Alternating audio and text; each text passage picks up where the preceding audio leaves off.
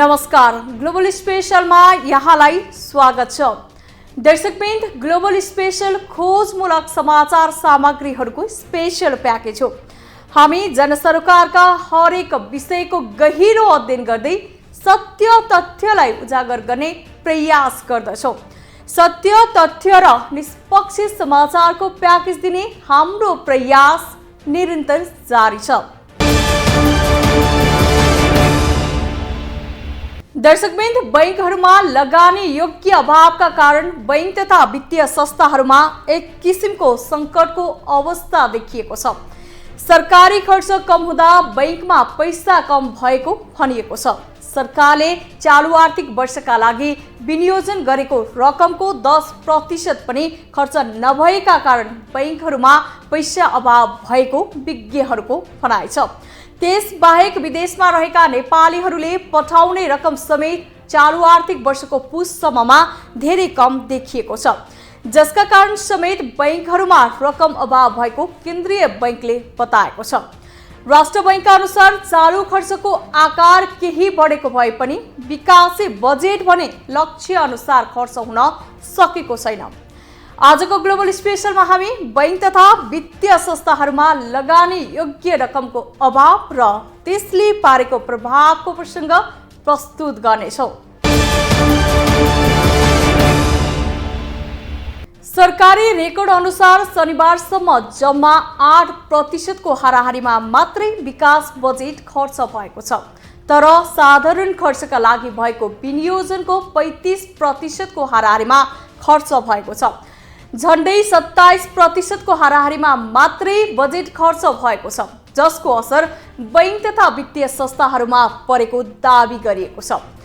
केन्द्रीय बैंकले भने तरलता अभावको कारणका रूपमा बैंक तथा वित्तीय संस्थाहरूले गरिरहेको जथाभावी लगानी रहेको भनेको छ। केन्द्रीय बैंकले तरलता अभाव कम गर्न आयातमा समेत केही कडाई गर्ने नीति अघि सारेको छ। नेपालमै उत्पादन हुने वस्तु र विलासी आवश्यकतामा रहेका केही वस्तुलाई आयातमा कडाई गरेको छ, तर अवस्था भने सुधार हुन सकेको छैन।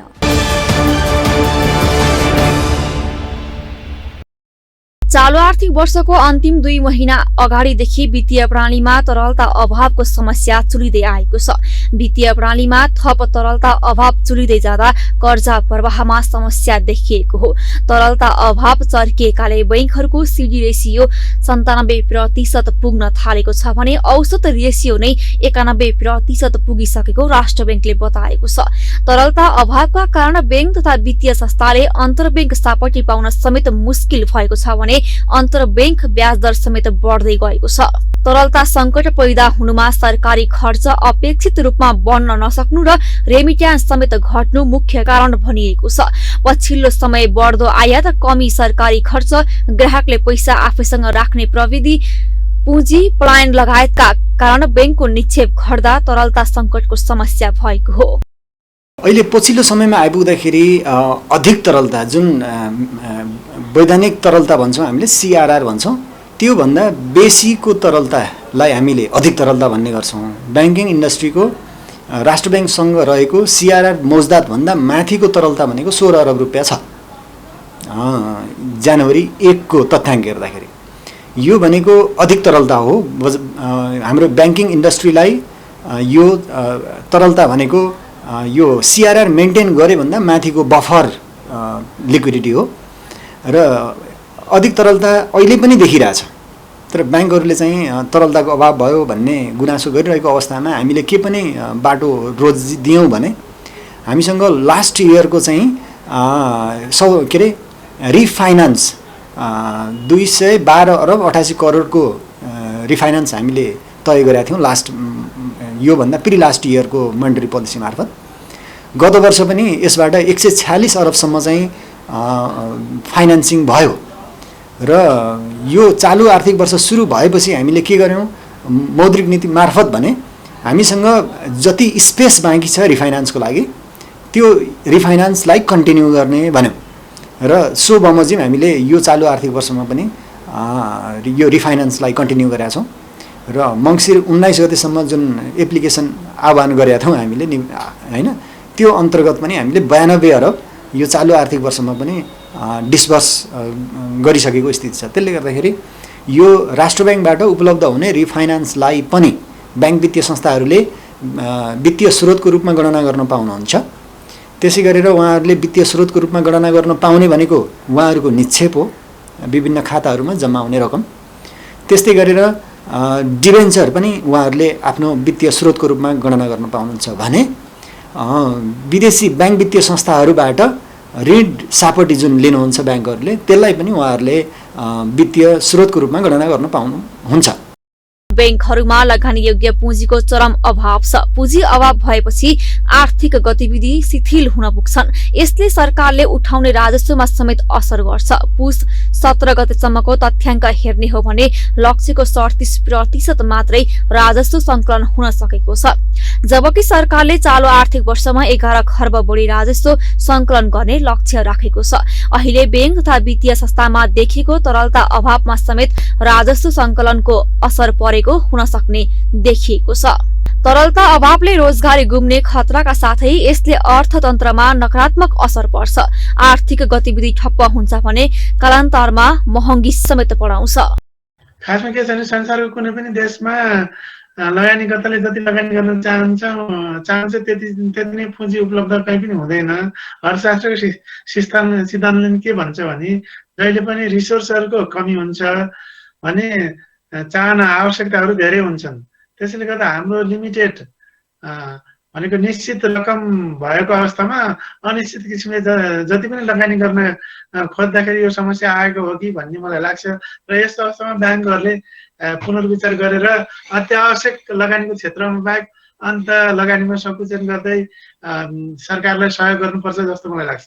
अब यसले कस्तो हुन्छ भन्दाखेरि अब यो कोरोना काल अब हट्ला जस्तो हुन साथ धेरै जसो ट्रेडर्सहरूले जो आयातकर्ताले के गर्नुभयो अत्याधिक अब माल वस्तुहरू चाहिँ आयात गर्नुभयो, जसले गर्दाखेरि हाम्रो जुन फरेन करेन्सी रिजर्भ पनि सट्टै घटेर गयो। त्यो माल वस्तु त गोदाममा बसेको छ।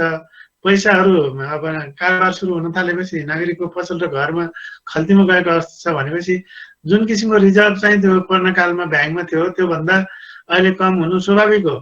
अब यसको पूर्ति गर्ने उपाय भनेको या त अब हामीले वैदेशिक ऋण लिन पर्यो या त राज्यले बढी नोट छाप्नु पर्यो। अब बढी नोट छाप्यो भने फेरि हामी भेनेजुएलाको लाइनमा जान्छौँ होइन। त्यसले गर्दाखेरि के भन्दाखेरि सबै पक्षले राष्ट्र ब्याङ्कदेखि लिएर आम नागरिक र लगानीकर्ताले पनि समय हेरेर अहिले चाहिँ केही लगानीको लागि संयमता अप्नाउने, अत्यावश्यक लगानी क्षेत्र बाहेक अन्त चाहिँ ब्याङ्कले पनि लगानी गर्नलाई अलिकति नियन्त्रण गर्नुपर्छ कि जस्तो मलाई लाग्छ। यो अवस्था आउनुमा बैंकिङ भाषामा भन्ने हो भने निक्षेपको तुलनामा कर्जा प्रवाह बढी भएर हो। यो आर्थिक वर्षको पुस पहिलो सातासम्म बैंक तथा वित्तीय संस्थाहरूले 1 खर्ब 16 अर्ब निक्षेप संकलन गरेका छन्। कर्जा भने 4 खर्ब 38 अर्ब रुपैयाँ विस्तार भएको राष्ट्र बैंकको तथ्याङ्क छ। 4 महिना भन्दा अगाडिदेखि वित्तीय प्रणालीमा देखिएको तरलता अभावले कर्जा प्रवाहमा समस्या निम्ताएको छ। अर्कोतर्फ बैंक तथा वित्तीय संस्थाले निक्षेप बढाउनको लागि यथाभावी रूपमा ब्याज दर परिवर्तन गरिरहेका छन्, जसले गर्दा कर्जाको ब्याज दर बढी हुन गई उद्योगी व्यवसाय समस्यामा परेका छन्। राष्ट्र बैंकले मौद्रिक नीतिको पहिलो समीक्षामा सीडी रेसियोमा केही लचकता देखाएको छ। यद्यपि मौद्रिक नीतिको समीक्षा सार्वजनिक भए पश्चात पनि तरलता सहज हुन सकेको छैन। बैंकहरूमा निक्षेप संकलन बढ्न सकेको छैन, तर कर्जा प्रवाह भने बढ्दै गएको छ। सरकारले 7% को आर्थिक वृद्धिको लक्ष्य लिएको छ। लक्ष्य प्राप्तिको लागि पनि तरलता व्यवस्थापन गर्नु आवश्यक छ। तरलता अभाव हुनुमा राष्ट्र बैंकको नीतिका साथै सरकारको विकास खर्च कमजोर र वैदेशिक लगानी नआउनु हो। राष्ट्र बैंकले सीडी रेसियो प्राविधिक समस्या समाधान गरी तरलता व्यवस्थापन गर्न सकेमा मात्रै अर्थतन्त्र सबल बन्नेछ। ग्लोबल टेलिभिजनका लागि क्यामेरामा सन्दीप डाँगीका साथ ज्योति पौडेलको रिपोर्ट।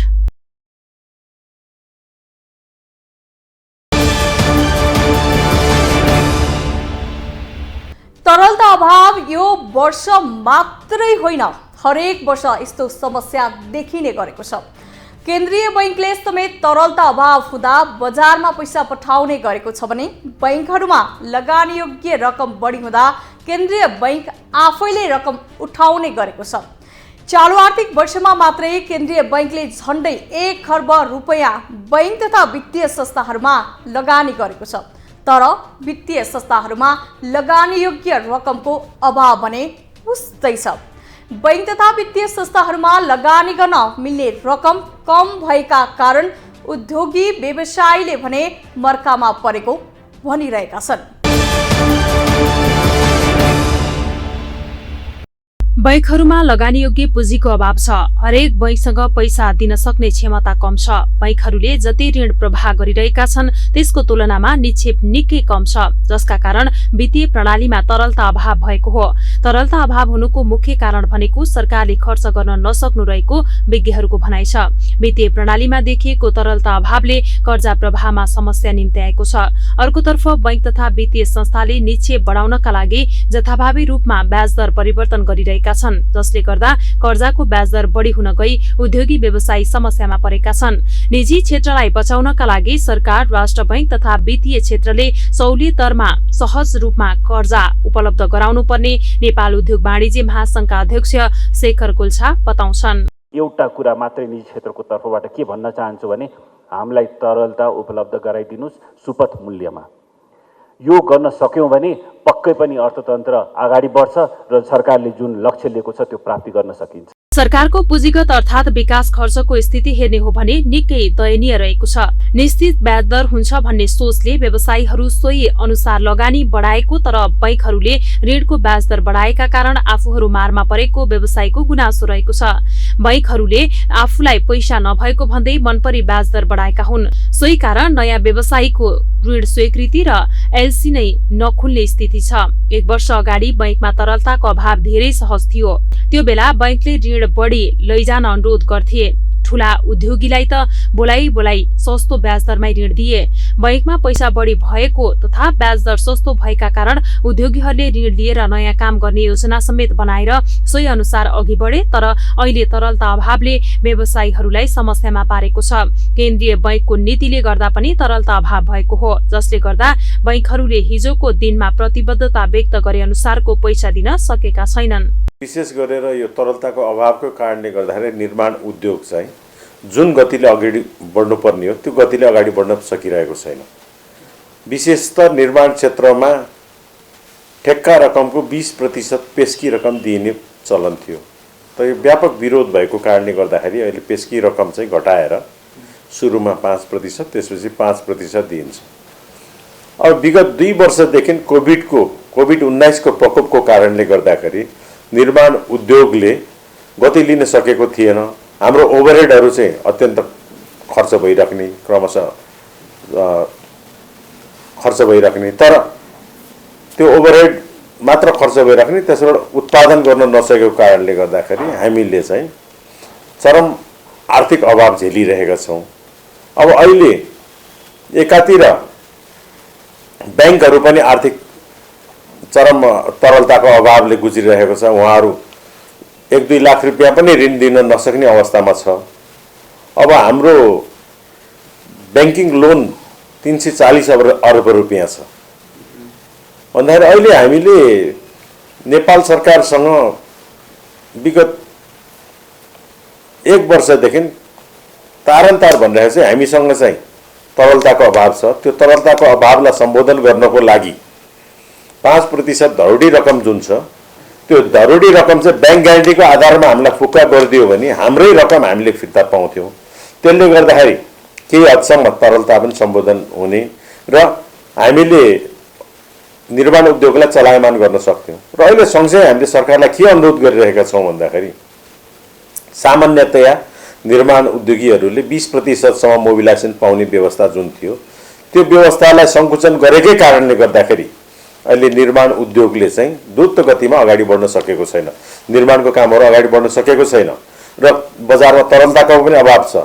र हामीलाई सामान दिने सप्लाई एजेन्सिजहरू डन्डी factory, cement factory, ply factory, बालुवा गिटीदेखि लिएर काठदेखि लिएर सबैजनाहरू चाहिँ अहिले चरम आर्थिक अभावमा गुज्रिरहेको छ।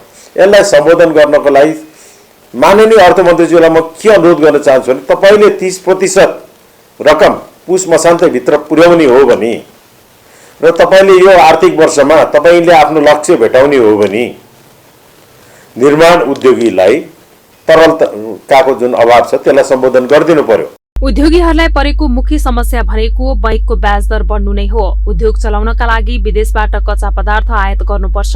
यसका लागि डलरमा एलसी खोल्नुपर्छ, तर त्यो अनुसारको डलर एलसी नखोलिएको स्थिति रहेको छ। तरलता अभावको समस्या धेरै लामो भएमा धेरै उद्योगीलाई असहज स्थिति हुन्छ। देशको अर्थतन्त्र धराशयी अवस्थामा पुग्छ। यसको समाधान दीर्घकालीन रूपमा गर्नका लागि सरकारले विकास खर्च गर्न आवश्यक छ। ग्लोबल टेलिभिजनका लागि क्यामेरामा सन्दीप डाँगीका साथ ज्योति पौडेल, काठमाडौँ।